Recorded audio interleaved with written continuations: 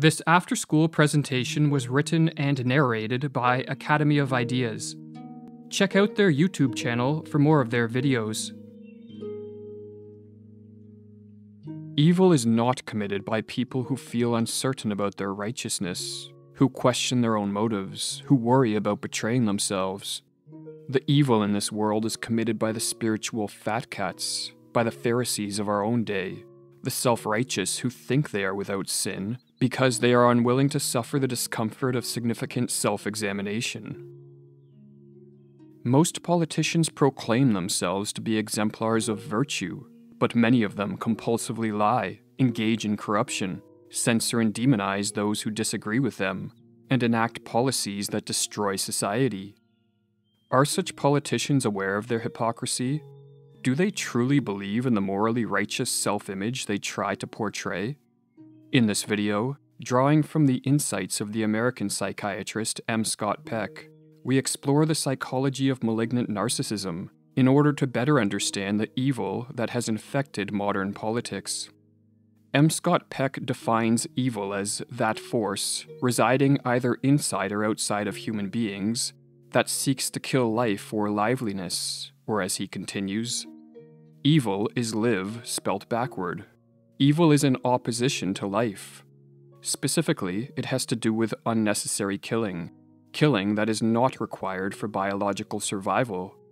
Evil is also that which kills spirit. There are various essential attributes of life, particularly human life, such as sentience, mobility, awareness, growth, autonomy, will. It is possible to kill or attempt to kill one of these attributes without actually destroying the body. All of us are capable of committing evil acts, for as Alexander Solzhenitsyn noted, the line dividing good and evil cuts through the heart of every human being. Nonetheless, two types of people are particularly prone to evil actions: psychopaths and malignant narcissists. The psychopath's potential for evil is well known, but it is the malignant narcissists who may be responsible for more of the world's evil, as they outnumber the psychopaths. And as Peck writes in his book, The People of the Lie, it would be quite appropriate to classify evil people as constituting a specific variant of the narcissistic personality disorder. Psychiatrists have begun to pay increasing attention to the phenomenon of narcissism, but our understanding of the subject is still in its infancy. The central characteristic of narcissism is an inflated sense of self. Narcissists are overconfident and admire themselves to a degree that is not warranted by the reality of who they are or what they have accomplished. The narcissist's infatuation with a grandiose self-image leads to self-absorption, reducing their capacity to empathize with the feelings and experiences of other people. Narcissism exists on a continuum. Some of the milder forms of narcissism, such as identifying with an idealized self-image one creates on social media, are unhealthy but relatively benign. At the extreme end of the spectrum lies the pathology of malignant narcissism, in which one identifies with an illusory self-image of moral purity, or as Peck explains, utterly dedicated to preserving their self-image of perfection, malignant narcissists are unceasingly engaged in the effort to maintain the appearance of moral purity. While they seem to lack any motivation to be good, they intensely desire to appear good. Their goodness is all on a level of pretense. It is, in effect, a lie. This is why they are the people of the lie. Malignant narcissism is a defensive phenomenon that is rooted in a deep fear of being inferior or inadequate, particularly in matters of morality. Due to childhood trauma, growing up with hypercritical or narcissistic parents, or for other reasons of upbringing, socialization, or genetics, the malignant narcissist cannot acknowledge that, like everyone else, they make mistakes, behave immorally, and possess a potential for evil that is rooted in human nature. Or as Peck writes, what is the cause of this arrogant self-image of perfection, this particularly malignant type of narcissism? Basically, it is fear. Malignant narcissists are continually frightened that they will come face to face with their own evil. This terror is so chronic, so interwoven into the fabric of their being, that they may not even feel it as such, and if they could, their omnipresent narcissism will prohibit them from ever acknowledging it. When psychologically healthy people commit an immoral or evil act, they acknowledge their wrongdoing, feel guilt and remorse, and attempt to make amends by returning to the side of the good. Most of us, in other words, have a functioning conscience which places moral constraints on our behavior. The conscience of the malignant narcissist, in contrast, is forced into a state of dormancy by continual acts of self-deception. As the malignant narcissist's identity is anchored in a grandiose self-image of moral goodness, when he morally falters, he resorts to rationalizations, confabulations, and other defense mechanisms to maintain a feeling of moral righteousness, thus bypassing the conscience and escaping feelings of guilt.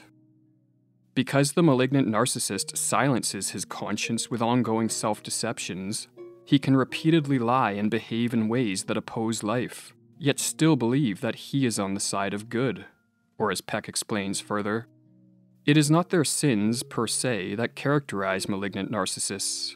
Rather, it is the subtlety and persistence and consistency of their sins.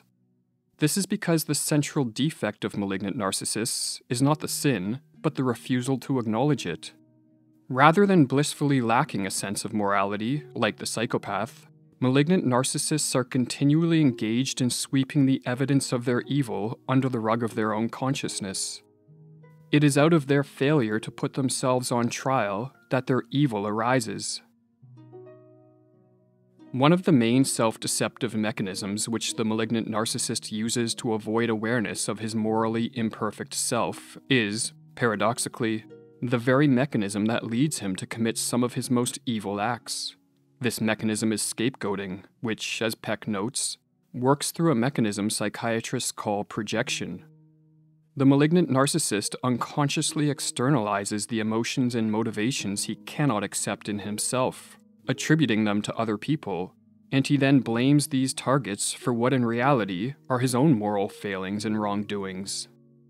A predominant characteristic of the behavior of malignant narcissists is scapegoating, explains Peck.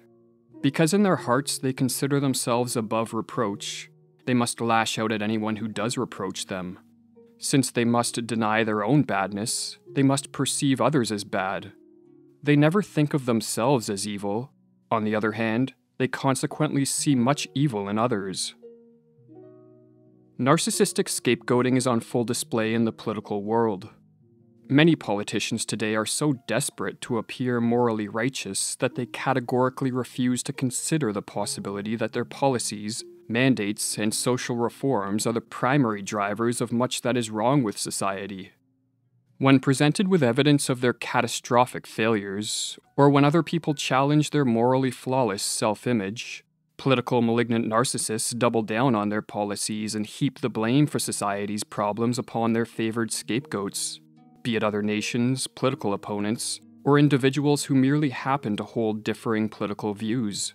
Or as Peck explains, strangely enough, malignant narcissists are often destructive because they are attempting to destroy evil. The problem is that they misplace the locus of the evil. Instead of destroying others, they should be destroying the sickness within themselves. As life often threatens their self-image of perfection, malignant narcissists are often busily engaged in hating and destroying that life, usually in the name of righteousness. They sacrifice others to preserve their self-image of perfection. They create for those under their dominion a miniature sick society. In observing the sick state of society, we may be tempted to impose the diagnosis of malignant narcissism on any politician we disapprove of. But in so doing, we run the risk not only of a misdiagnosis, but worse, of mimicking the malignant narcissist's scapegoating behavior. Or as Peck reflects, indeed, might I not be guilty of evil myself by so labeling others who disagree with my opinions? Might I not be misusing the concept of evil by facilely applying it to any and all who oppose my judgment? To avoid misdiagnosing and scapegoating others, we need to become more conscious of our dark side. For the more aware we are of our own moral failures and potential for evil, the less likely we are to project our dark side onto others. Or as Jung writes, many projections can ultimately be integrated back into the individual once he recognizes their subjective origin. But by facing up to our dark side, we do more than withdraw our projections. we also develop a sixth sense to detect the darkness which lurks behind the malignant narcissist's morally pure mask.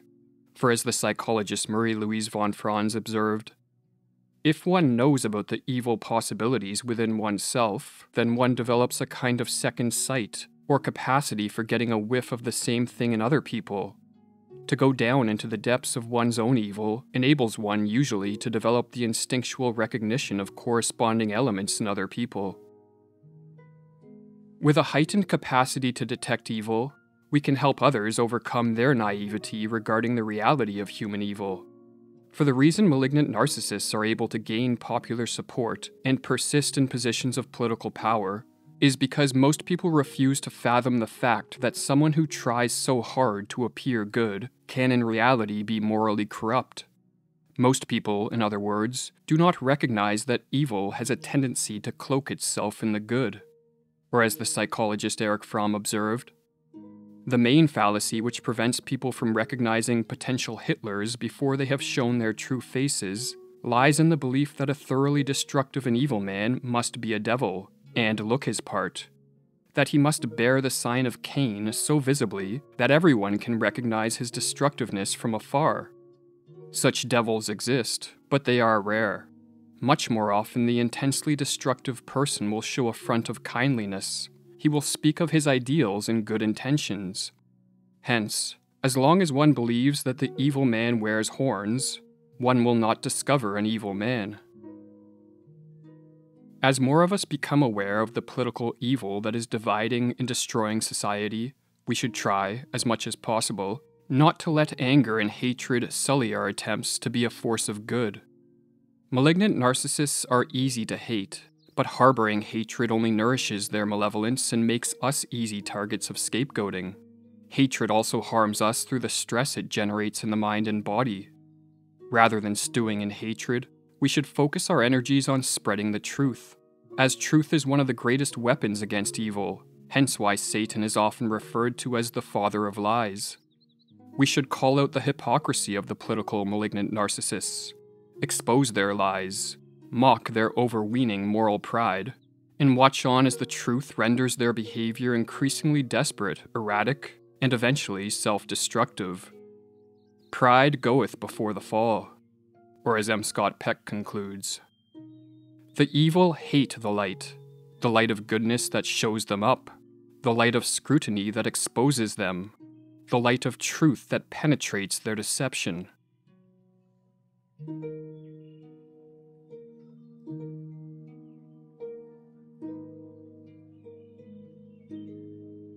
For more content like this, visit the YouTube channel Academy of Ideas or the website academyofideas.com.